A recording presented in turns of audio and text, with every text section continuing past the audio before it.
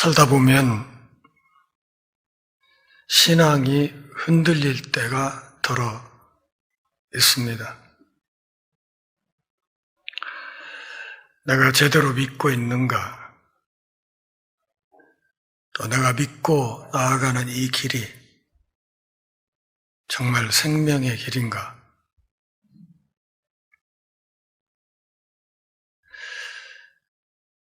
우리 삶에 여러 가지 어려운 바람이 불어닥칠 때마다 우리는 매 순간순간 낙심하기도 하고 또 때로는 절망하기도 하고 또 어떤 때는 근심하기도 하면서 내 신앙의 본질과 뿌리를 다시 생각할 때가 있습니다.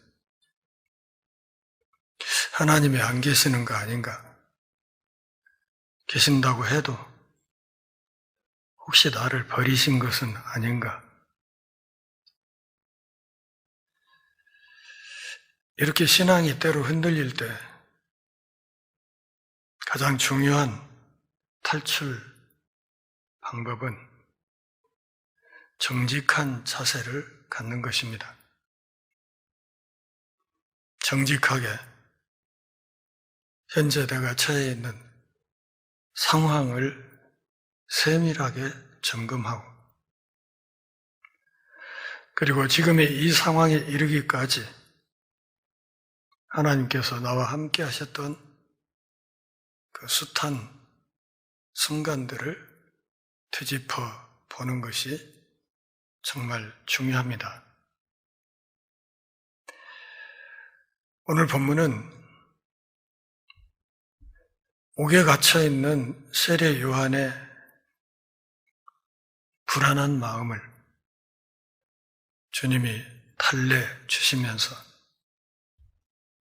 아울러서 여러 사람 앞에서 세례 요한을 칭찬하는 내용으로 짜여져 있습니다. 11장은 예수님의 사역 중 예수님에 대한 반발이 점차 거세어져 가는 흐름을 묘사합니다. 나중에 다루겠지만 16절, 17절에서는 보통 사람들이 또 20절부터 24절까지는 갈릴리에 있는 여러 도시들이 회개를 거부하고 그리고 예수님 믿기를 거부하는 그런 흐름을 묘사하고 있습니다. 오늘 본문 3절, 4절을 보면 세례 요한조차도 예수님의 삶과 사역에 대해서 또 예수님이 가져오실 하나님 나라에 대해서 상당히 혼란스러워하는 모습을 확인할 수 있고 이 혼란스러운 마음의 상태를 예수님 앞에 들고 나와서 자기가 생각하는 것이 맞는 것인지 물었을 때 예수님이 거기에 대한 확답을 주시고 이어서 사람들 앞에 그를 칭찬하는 모습이 드러납니다. 이미 우리가 다뤘던 10장에서 알 수 있듯이 예수님의 파송을 받은 제자들은 여러 도시를 돌아다니면서 복음을 전파하고 또 많은 병자들을 고치는 사역, 다시 말하면 예수님이 친히 하셨던 사역들을 제자들도 마찬가지로 감당하고 있었습니다. 마태복음 10장 7절 8절 또 마가복음 6장 12절 13절 누가복음 9장 6절 말씀을 보면 이 사실을 분명히 확인할 수 있습니다. 제자들이 하는 일, 그것이 곧 예수님이 그동안 해오셨던 일이라 하는 것을 분명히 복음서들이 증거하고 있습니다. 주님으로부터 보냄을 받고 이 12 제자들이 출발한 뒤에 남아 계신 예수님이 혼자서 갈릴리의 여러 도시를 돌아다니면서 하나님 나라의 복음을 가르치고 또 설교하고 병자들을 고치는 사역을 계속하고 있었다는 것을 11장 1절에서 밝히고 있습니다. 그때 세례 요한이 감옥에서 그리스도께서 하신 일을 듣고 제자들을 보내어서 한 가지 질문을 하게 됩니다. 헤롯 안티파스가 자기의 제수씨를 아내로 맞이한 일이 있었고 세례 요한이 그 사실을 단호하게 비판하자 그를 옥에 가두었습니다. 세례 요한은 베레아 남쪽 국경 지대 사해 동쪽 요단 강변에 있는 어느 독립 감옥에 투옥되어 있었던 것으로 추정됩니다. 그래서 세례 요한이 옥에서 그리스도께서 하신 일을 들었다 그랬습니다. 여기 본문에서 말하는 일이라는 것은 아주 좁게 예수님이 행하신 이적만을 가리키는 것은 아닙니다. 오히려 예수님이 행하신 모든 일, 천국 복음을 전파하신 일, 또 하나님 나라의 백성의 삶에 대해서 가르치신 일, 또 많은 병자들을 고치시고 이적을 행하신 것, 그분의 사역 전체를 아울러서 본문에서 일이라고 말하는 것이지 그 가운데 특히 어떤 이적만을 따로 떼내어서 일이라고 말한 것은 아닙니다. 예수님이 하고 계시는 모든 사역을 총체적으로 듣고 그분이 지금 뭘 가르치고 무슨 일을 하고 돌아다니신지를 알고 있었습니다. 그럼에도 불구하고 세례 요한의 마음속에 풀리지 않는 질문이 하나 있었습니다. 3절 같이 읽어보실까요? 예수께 여짜오되 오실 그이가 당신이오니까 우리가 다른 일을 기다려오리까. 이 말은 무슨 말인가 하면 당신이 메시아요? 아니면 또 다른 사람이 오시는 거요? 이런 거죠. 요한은 자신의 고민을 예수님께로 가져갔습니다. 그리고 자기가 옥에 있어서 직접 가지 못하니까 연애원 제자들을 시켜서 예수님께 전언을 했습니다. 요한은 예수님의 세례 받으실 때 그분이 메시아라고 분명히 고백하였고 나보다 뒤에 오시는 분이 메시아라고 마태복음 3장 11절, 12절에서 명확하게 이야기했던 사람입니다. 그러기에 그가 지금 옥에서 제자들을 통해 보내서 한 이 질문은 그의 불신앙을 드러내는 것이 아니고 예수님이 가져오시는 하나님 나라 사역 전반에 대한 이해가 약간 부족했기 때문이다. 이렇게 보아야 합니다. 하나님은 요한보다 뒤에 오시는 분이 세상을 심판하실 것을 이미 계시하신 바가 있고 그 메시아가 오면 성령이 부어질 것이라는 것도 구약의 수많은 예언을 통해서 이미 주신 바 있습니다.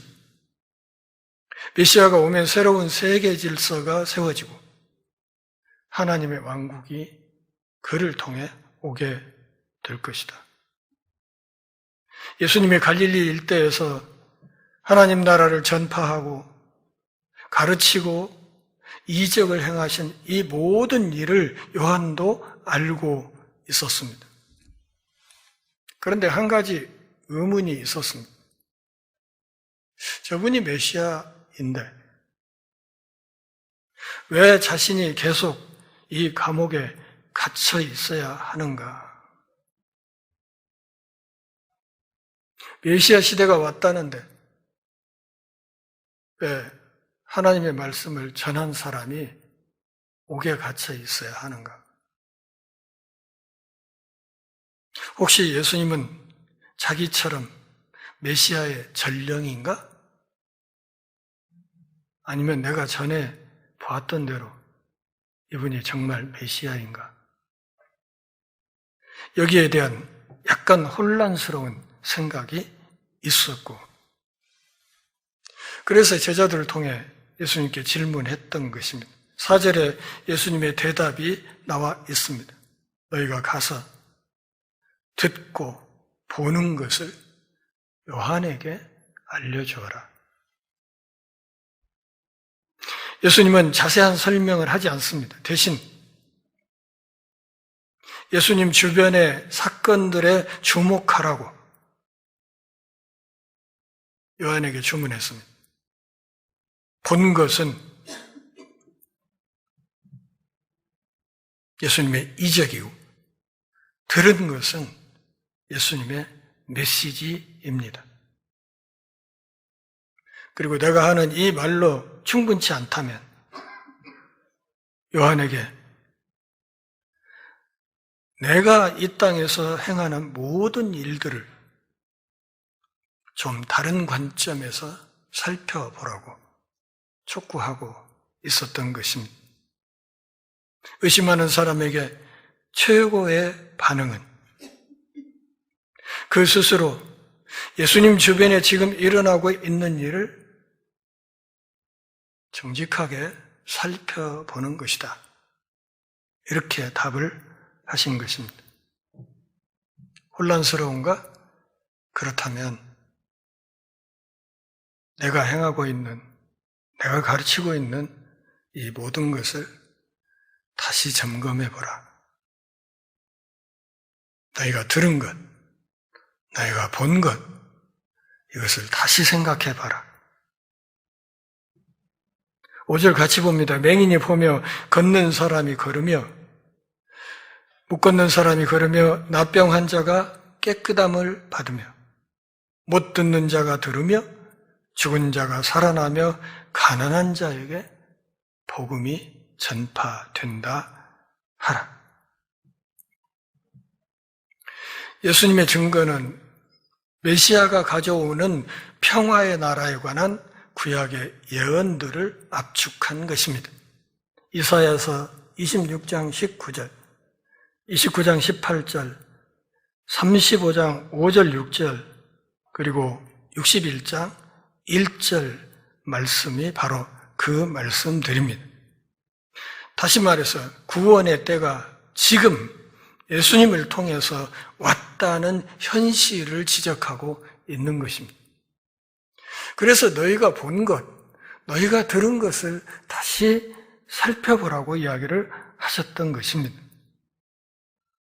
복음이 전파된다 하라, 헬라어 유앙겔리주마이라는 이 말은 히브리서 4장 2절과 6절 말씀을 살펴보면 거기에 헬라어 수동 분사 형태로 만들어져 있는데 이것은 복음을 받아들인다는 뜻입니다. 복음이 전파된다 하는 이 말은 복음이 받아들여진다 그런 뜻입니다. 어떤 사람들에게, 가난한 자에게. 마태복음 5장 3절에서 예수님은 심령이 가난한 자가 복이 있다. 또 이사야서 61장 1절에서도 이미 선지자가 그렇게 이야기를 했습니다. 메시아 시대가 되면 해방이 일어날 것이다. 가난한 자라는 것은 비천한 자 혹은 압제받는 자를 말하는 것입니다.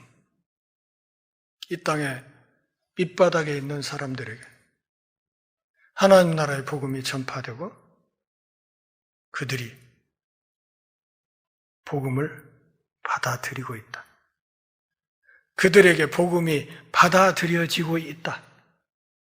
이것을 가서 요한에게 이야기를 해주라. 이렇게 말씀하신 것이죠.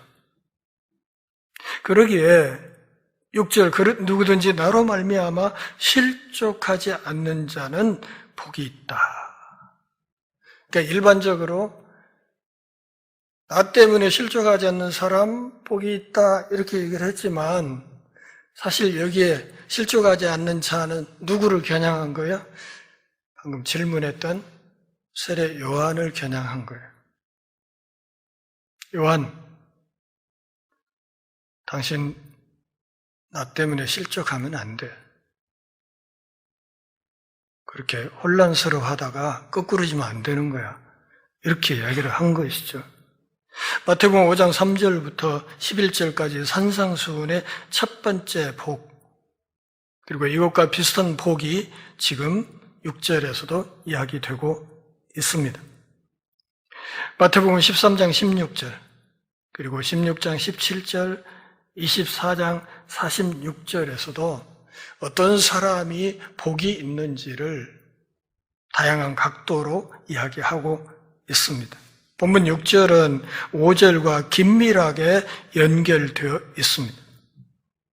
일반적인 용어로 표현됐지만 이 말씀은 조금 전에 말씀드린 것처럼 요한을 향한 말씀이라는 것을 알아야 됩니다. 나 때문에 실족하지 않는 사람, 복이 있다. 그런데 사실은 질문을 했던 요한을 향해서 하는 말. 요한, 당신 나 때문에 실족하면 안 돼. 그런 말이죠. 5절에서 새로운 질서가 세워지고 있다고 얘기했습니다. 6절에 실족하다 이 말은 헬라어로 스칸달론이라는 말이에요. 어디서 많이 들어본 소리 같지 않습니까? 스칸달론. 이 말이 영어로 넘어가서 스캔들이란 말이 됐습니다. 스칸달론. 죄를 촉발하는 올무와 덫을 스칸달론이라고 말합니다. 여기에 거꾸로 지면 죄의 구렁텅이로 빠져 들어간다 그런 뜻입니다.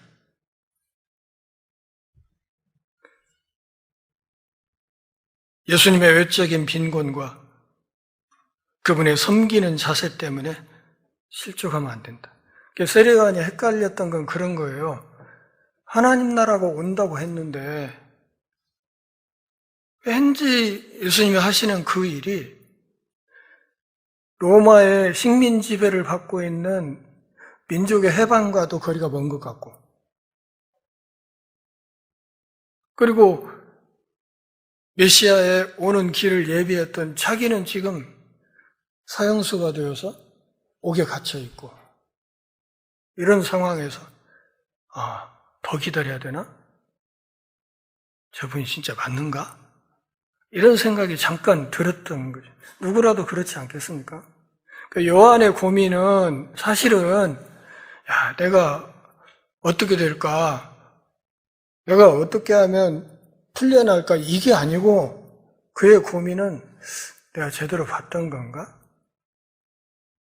내가 저분에 대해서 증거했던 그 말이 맞았던 것인가? 내가 걷는 이 길이 진짜 맞는 것인가? 이런 거예요. 오늘 우리들의 고민과 똑같지 않습니까? 내가 걷는 이 길, 이 예수 믿는 이 길이 진짜 맞는 것인가? 이 길이 진짜 생명의 길이고 이게 정말 구원의 길인가? 내가 정말 제대로 믿는 거 맞는 것인가? 이대로 가도 괜찮은가? 그렇지 않습니까? 잘 믿어보려고 할수록 이런 고민은 끊임없이 우리의 뒤통수를 간지럽게 합니다.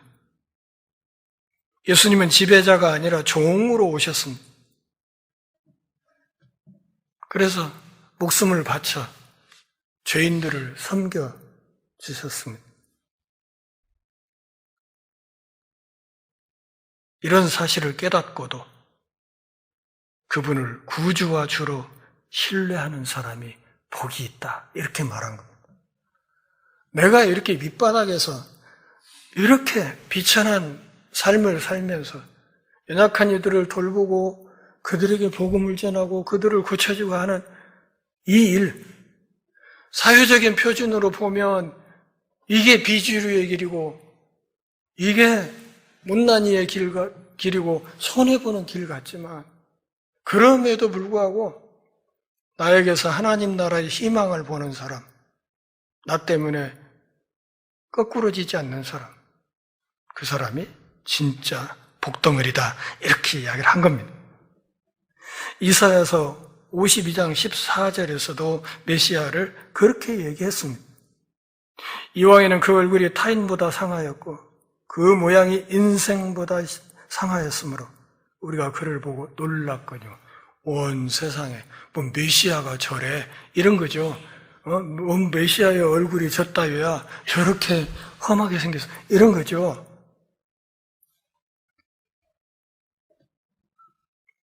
주님의 종이 갖고 있는 그의 외모 때문에 많은 사람이 그를 멸시할 것을 예언하고 있는 것입니다. 많은 사람들이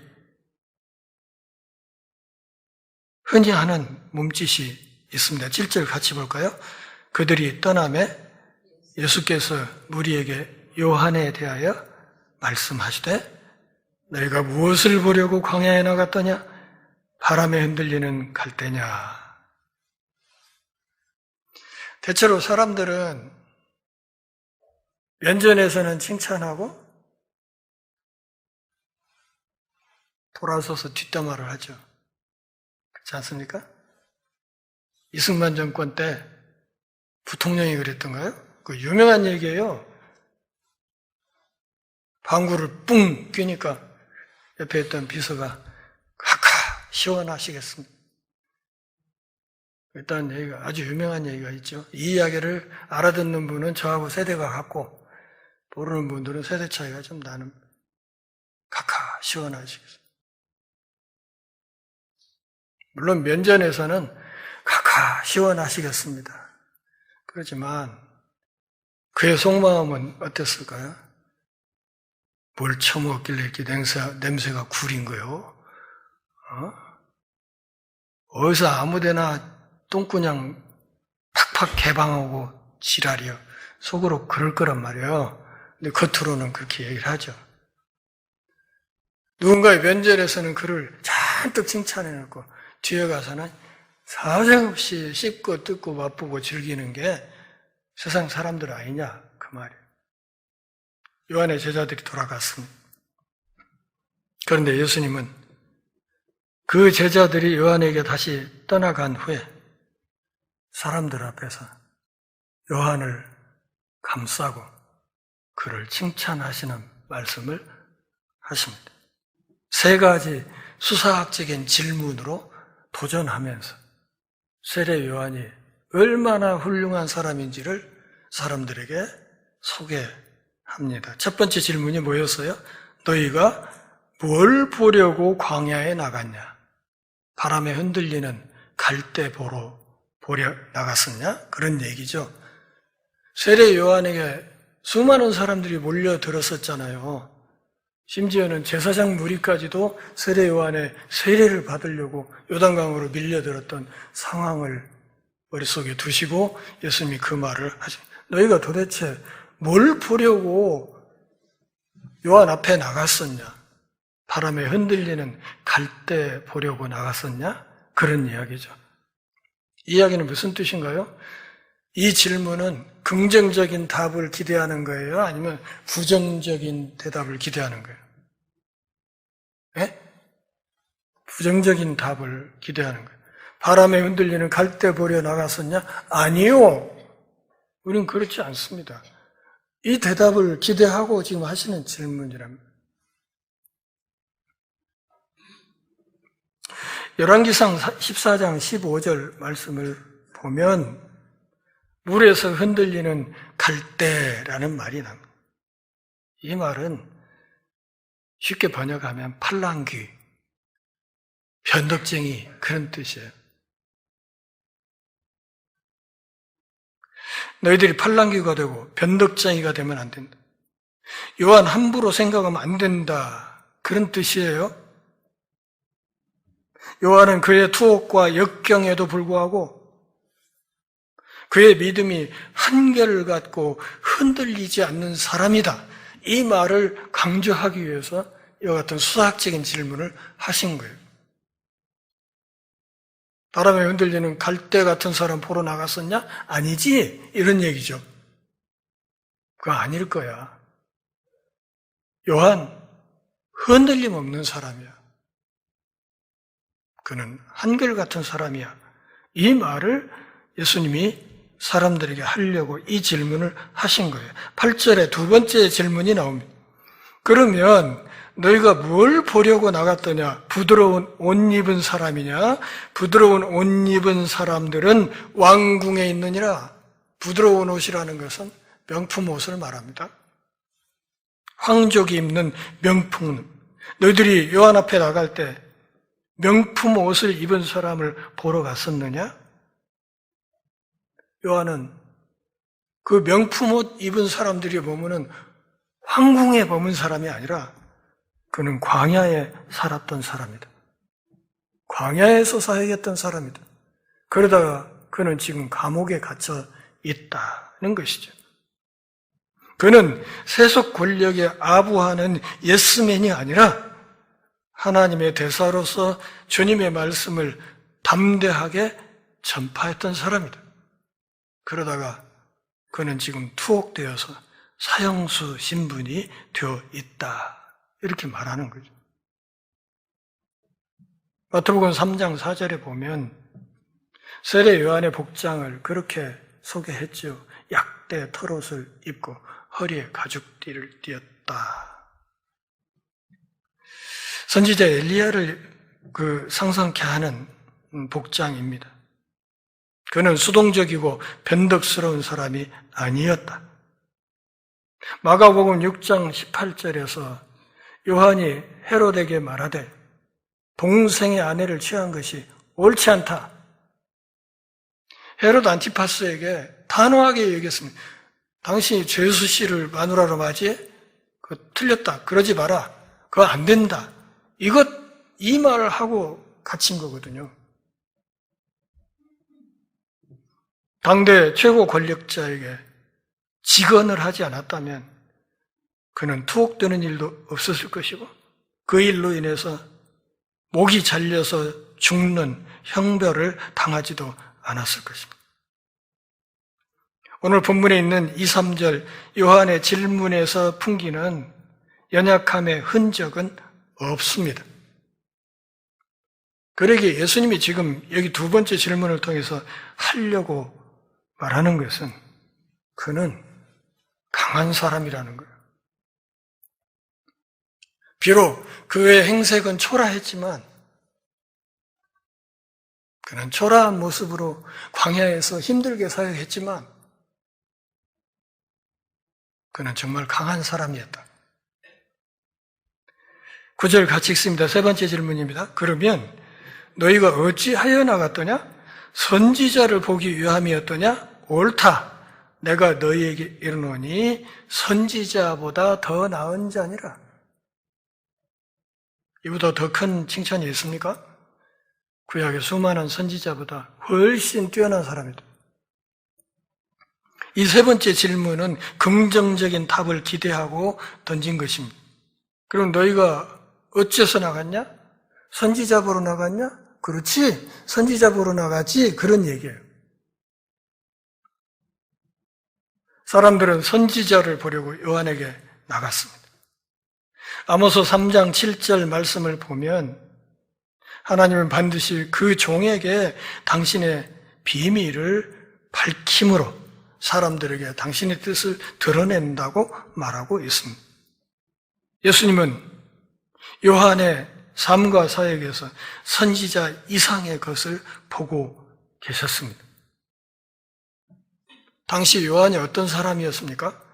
누가복음 3장 15절 그리고 요한복음 1장 20절, 21절 말씀을 살펴보면 심지어 사람들은 요한을 일컬어서 메시아로까지 생각할 정도로 대단하게 인기를 끌었던 사람이었습니다.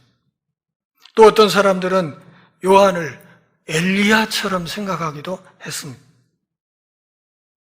죽은 자를 살렸던 구약의 선지자 그 엘리야급의 사람이 요한이라고 수많은 사람들이 생각했고, 그 중에 어떤 이는 요한을 아예 메시아라고 생각한 그런 분위기였습니다. 그렇지만 요한의 투옥으로 많은 사람들이 요한을 실패한 사람으로 생각하게 되었습니다. 아닌가 보네.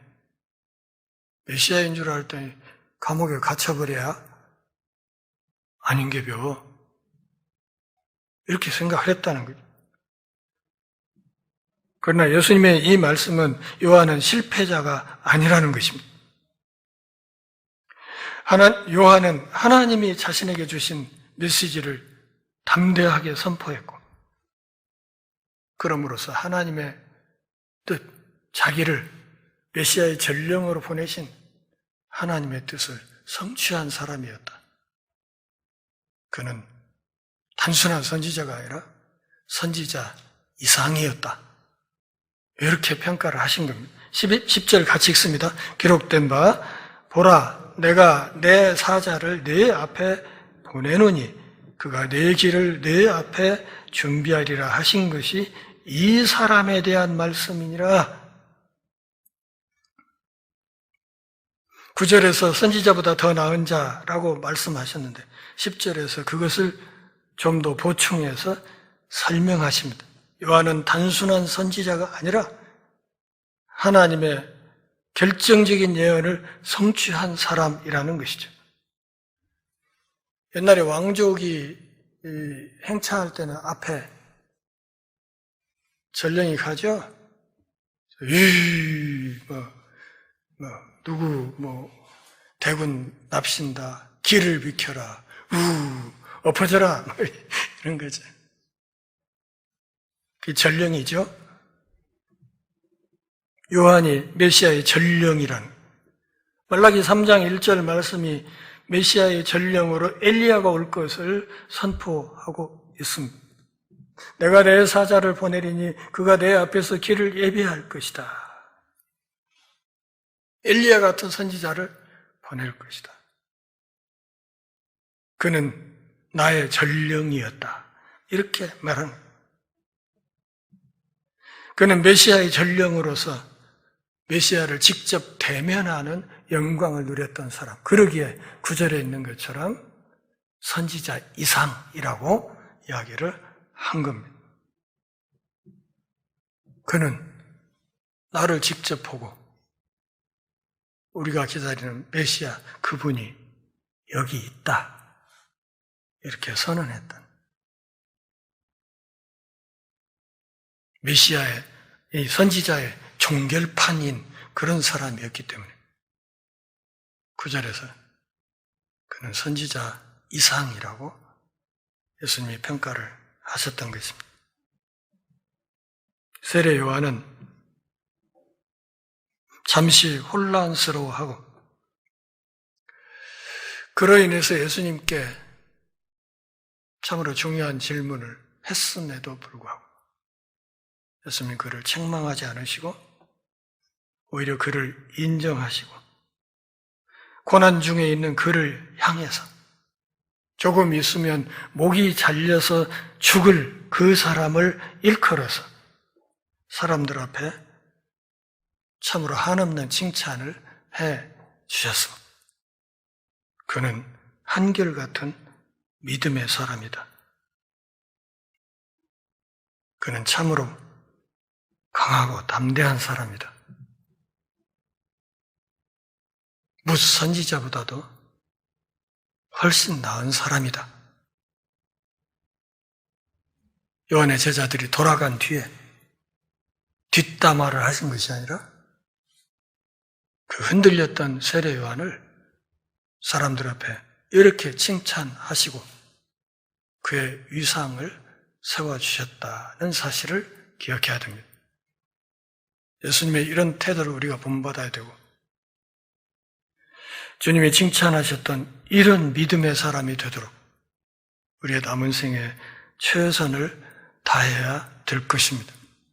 우리 역시도 주님으로부터 아무개 집사, 자네는 참 한결같은 믿음의 사람이야. 자네는 참 강하고 담대한 사람이야.